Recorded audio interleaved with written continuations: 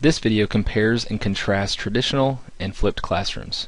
We will begin by defining a traditional classroom and exploring why a flipped classroom might be a beneficial alternative. In a traditional classroom, the teacher is responsible for using class time to present information to students. Lectures can often take extended periods of time and tend to be one and done, meaning once the lecture is finished, students end up exposed to it only once. The teacher presents the material and the class moves on from there. This can pose a problem for students that are absent from class. Absent students are generally responsible for acquiring the information from the lecture, either from the teacher during tutorials, which is usually inconvenient for both parties, or from a classmate that can explain what the lecture was about and share notes from it. Teachers also utilize their websites as ways to get information to students that were absent. While this is beneficial for the student, it still doesn't make up for missed presentations in class. While the method of lecturing in a class has worked effectively for years, it has some glaring flaws when it comes to making sure all students gain mastery of content. It assumes all students learn from lectures the same way and at the same rate. In other words, lower level students are held to the same information intake standard that higher level students are. A teacher's lesson may be like drinking a glass of water through a straw for one student, and then drinking water from a fire hose for another. What tends to happen is that higher students begin to get bored, and lower students begin to get lost. As a result, the teacher can really end up teaching to the middle of their students' collective ability level. Not only does this appear inefficient, but students are changing as well. The days of sitting and taking in information for extended periods of time are gone. Attention spans are shorter, and the need for efficiency is greater. Compare writing a letter to a friend many years ago to sending a text in an instant now. There might be a better way.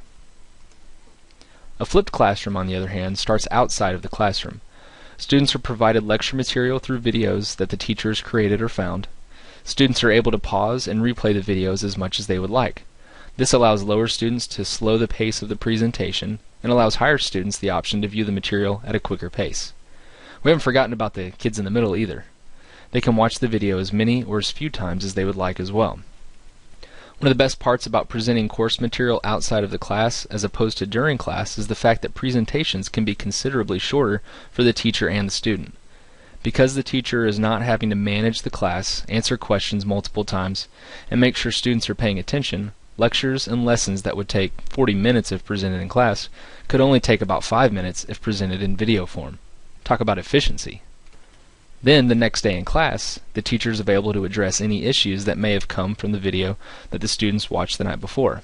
If the teacher has a way for students to submit their questions online, for example, a Google form, the teacher can view the most popular and frequent questions before class starts so that they can be better prepared to give answers. Then, the next day in class, the teacher is available to address any issues that may have come from the video that the students watched the night before.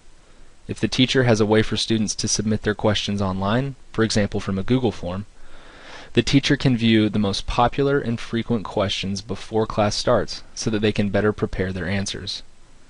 Now that there are not traditional sit and get lessons during class, the time can be used for any number of worthwhile activities for students.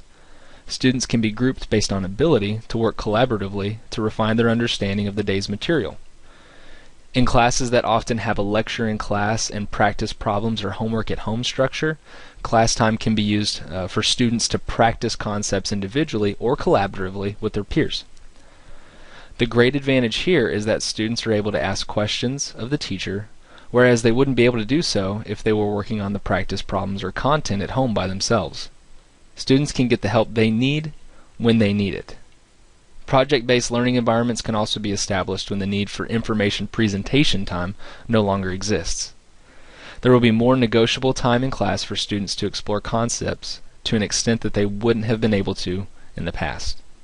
When it comes to making the videos, you have a few different options. If you have an iPad, you can download one of the many screencasting apps out there that allow you to create a presentation, record yourself giving it, and upload it to YouTube. Some examples are Doceri, Explain Everything, Educreations, and Nomia Teach. If you'd like to use a computer, you can use a program called Camtasia that will record your computer screen. That's actually what I'm using right now. This is a great tool if you normally present from PowerPoints. Once you have created your video, you can edit it and or upload it to YouTube or a similar service. A less technological method would be to use whiteboards. You can get these at Home Depot or Lowe's for about $15 for a 4-foot by 8-foot piece of whiteboard. And they'll even cut it down into 6 equal pieces for you at no cost, hopefully. You can use the camera in your smartphone or a video camera that can be connected to a computer to record yourself giving the presentation. While this isn't the most flashy way of creating flipped videos, it does offer your students the opportunity to see your face and make more of a connection with you as the teacher. Once you've created the videos, they will need a place to live. It's not a good idea to upload videos directly to your staff website because they're going to be such large files. The best thing to do is to upload them to a video sharing service like YouTube. Once you've uploaded your videos to YouTube, they will live there forever and can be embedded in your staff website. Another option would be to use a flipped class hosting website like Sophia.org. Sophia allows you to upload your videos to their website.